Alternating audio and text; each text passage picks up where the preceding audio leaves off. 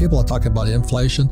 I think we're in depression right now, and we're going to be the biggest depression in world history because the Fed can't not keep printing money and hope it stays afloat because the shadow banking system, or called the euro dollar system, is 1,000 times bigger than the Fed.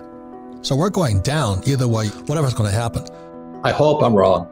We're going to go bankrupt. There'll probably be a new conference like the Louvre Accord or the Smithsonian Accord, and they're going to rewrite the rules of the game again. They're going to say, okay, the US dollar, you're toast, and IMF's going to jump in, China's going to jump in. But meanwhile, you and I, if you're holding dollars, you might be in serious, serious trouble. The dominoes are falling.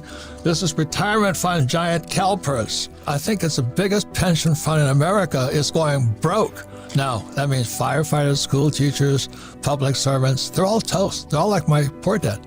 They're going to find out the government screwed them. They trusted their pension would be there, and it's going to go bust. The biggest bust in the history of the world is coming up. It's pensions. It's a big, big market because they're into everything. They're into all the buildings and REITs and bonds and all this stuff. Pensions are everywhere. So this is the most important program. If you're a baby boomer or if you have parents who are baby boomers, watch this program. My concern is it is the end of the American empire. And very simply is because our Federal Reserve Bank, our Treasury, and our government has messed up the US dollar so much that they have to find a way to keep people happy. And so they want to just, quote unquote, print money, which they are doing. So just remember this, that money comes from production.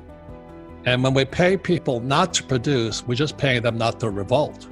And that's what happened during the Roman times. And what happened at the end of the Roman Empire, the leaders of Rome debased the currency. They were taking silver coins and gold coins, they were filing them and melting them and doing all these goofy things. They were fighting wars, we're still fighting wars, and they started taxing the worker. And back in Roman times, the worker was the farmer or the yeoman. And so that's why I say it's the end of the American empire, because our money is corrupt. Now, would I take the money? Absolutely. We're talking about it. Don't fight the government. Don't fight the Fed. Don't fight politics. If they're going to give me $1,000, I'll take it, but I would convert it into either gold, silver, or Bitcoin. Going back to what can you do? Like if my poor dad, when he lost his pension because he ran for lieutenant governor as a Republican, he didn't know what to do. At 50 years old, he found out his PhD didn't help him at all. So that's kind of why I wrote Rich Dad, Poor Dad. My family got so upset with me. How dare you call your father a PhD? How are you going to call him poor?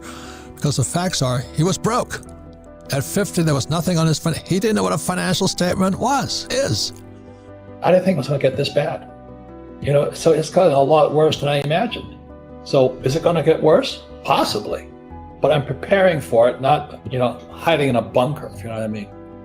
We can counter communism taught in schools by teaching capitalism in our homes. And see, that's where I learned about capitalism. I learned about capitalism at home, not at school. I learned communism at school. But the media is now completely, as you know, on the dark side. I am fighting for capitalism because capitalism is about freedom. You can be a communist if you want, but don't take my freedom away. So what's going on with the Fed has got no power. It's the European shadow bank system. It's got more power. But the Fed, what they're trying to get us to believe is that there's inflation. It's really what's happening is we're in depression. I talk about gold, silver, Bitcoin, not because I'm a gold, silver, Bitcoin fan. I just don't trust the Fed, the Treasury, and Wall Street. I buy stuff that's outside their system. I think people should pay attention. That's why I love YouTube, because I get real teachers, a lot of them are fakes, but this is the enemy here. It says $10 billion. Zimbabwe. I want people to see this because this is the future of the dollar. If you understand that, that's why they're paying people not to work. They just printed $10 trillion to prevent the economy from collapsing. What's happening is Jay Powell of the Fed is trying to push the yield curve up. But as most of you know, the real yield curve is the euro dollar curve. It's not the Fed curve. And the euro dollar curve went inverted. Now, every time that has happened, tragedy follows. So that's why I think the Fed is toast. Once again, the euro-dollar yield curve inverted just recently, and I'm standing alongside my friend Jim Rickards that this next one is going to be the biggest of all. Now, it's good news for some people, but horrible news for the boomers who are starting to retire. So if you're a stock market person and you're counting on the stock market to keep you alive, let's say you're 65 years old and you're going to live to 85, you might be in serious trouble. It's really, really horrible. But it was predicted in this book here. I'm not a communist, but it's called the Communist Manifesto. This book here is only 50 pages. Marx was an idiot, but he was a smart guy. He predicted everything that's happening today in America. So he said that what's going to happen, and it's happening in this country here, is the boomers will go bust. So unfortunately, what Marx was saying was that capitalism would destroy 50% of the population and shove them into poverty.